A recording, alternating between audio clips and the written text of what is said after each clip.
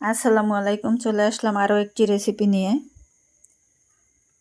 আজকে রান্না করব পোয়া মাছ, কষায়া রান্না করব। পোয়া মাছটা খুব নরম হয়।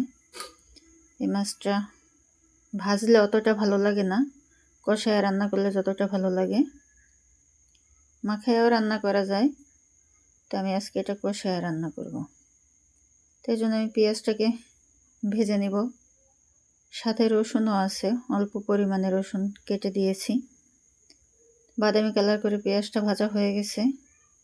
এর মধ্যে আমি এখন হলুদ মরিচ দিয়ে দেব। একটু ঝাল ঝাল করে রান্না করব, মরিচের পরিমাণটা একটু বেশি। এতে মশলাটাকে কষিয়ে নেব অল্প একটু পানি দিয়ে। মশলা থেকে তেলটা সেপারেট হয়ে আসলে এর মধ্যে আমি মাছগুলো দিয়ে দেব একে একে।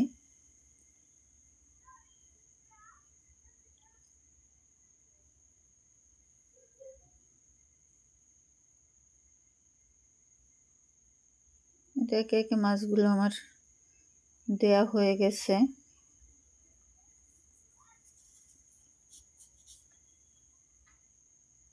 এখন আলতো হাতে একটু নেড়ে দিব।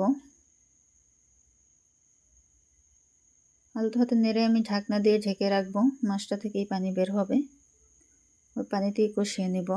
5-7 মিনিট পর ফিরে আসলাম। এই যে অনেকখানি পানি বের হয়েছে মাছ থেকে। এখন এটাকে ওভাবে উল্টানো যাবে না, এভাবে আমি ঝোলের জন্য পানি দিয়ে দেব। মাছটা উল্টাতে গেলে ভেঙে যাবে, এই জন্য উল্টালাম না। এই তো এখন আমি ঢাকনা দিয়ে ঢেকে দিব 3-4 মিনিটের জন্য।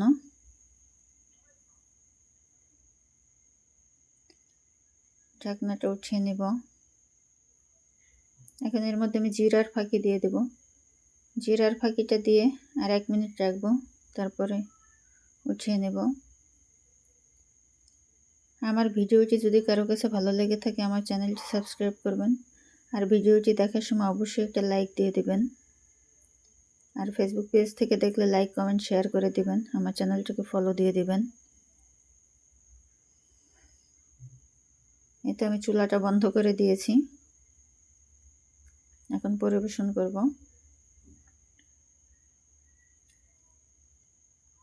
তো হয়ে গেছে। সবাই ভালো থাকবেন।